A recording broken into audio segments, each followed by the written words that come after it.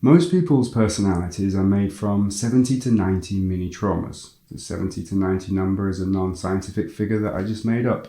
And these mini traumas create reactional behaviors. So when we don't have mindfulness, we just react.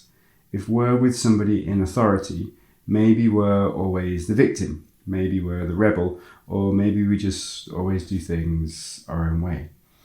In stressful situations, we might find that we continually make bad and often inappropriate jokes, or if we often get road rage and find ourselves running red lights when there is no urgency. In these situations, it is most likely our trauma and unhealthy aspects of our ego that are driving the car. As we clear past traumas and conditioning, we start to find our authentic self. And from this place, it's much easier to see who we need to forgive, where we need to learn patience, compassion, and why we don't love and accept ourselves. To tell ourselves just love and accept is the easiest thing in the world to say, but it's almost impossible to do when we have pain and trauma in our body. Whilst learning to love and accept ourselves, we also need to learn the lessons in our life. When we learn our lessons, trauma is less likely to come back, and this is one important piece in how we change our body, our behaviors, and change our vibration. So when we align physically, mentally, and emotionally, we have access to our power. This is when our higher self can communicate through us.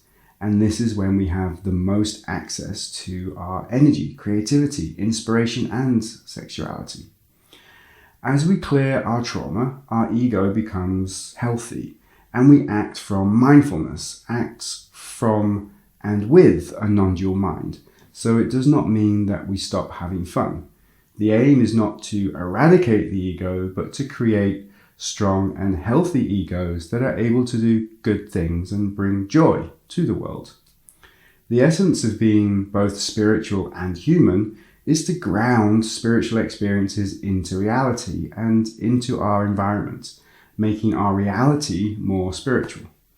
Our spirituality should be used to create a healthy ego that knows it is intrinsically connected to everything and everyone else without losing its sense of individuality or the importance of individuality. Clearing and healing our trauma to create a healthy ego is different to having a spiritual ego.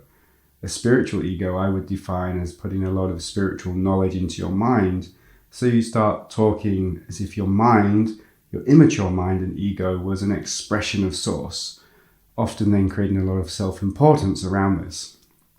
What we are learning to do is to put more consciousness into our bodies and to develop the mind so it's not always trying to dominate who we are from fear and trauma, dominating our expression of consciousness, living in separation, living with limited means of expression.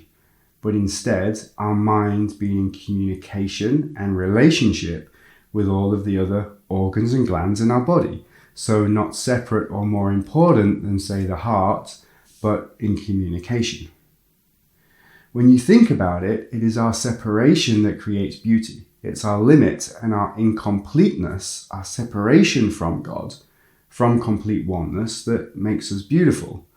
But without communication between the other separate parts of God, each other, the semi-separate parts of our body, heart, mind, and sex, then our beauty would be lost. I've always found the idea of people believing we are all one and part of a collective consciousness, that the sense of individualization is temporary, while being very attached to the belief that we each have a unique soul, different to all the other souls, that is thousands, if not millions of years old and will never die. My aim here is not to mock beliefs, but to highlight the contradiction and encourage us to explore them both, as we can never understand the magnitude of what we are in this dimension. But what we can do is to use our individuality, our experience of separation within the truth of non-separation, to create a beautiful reality.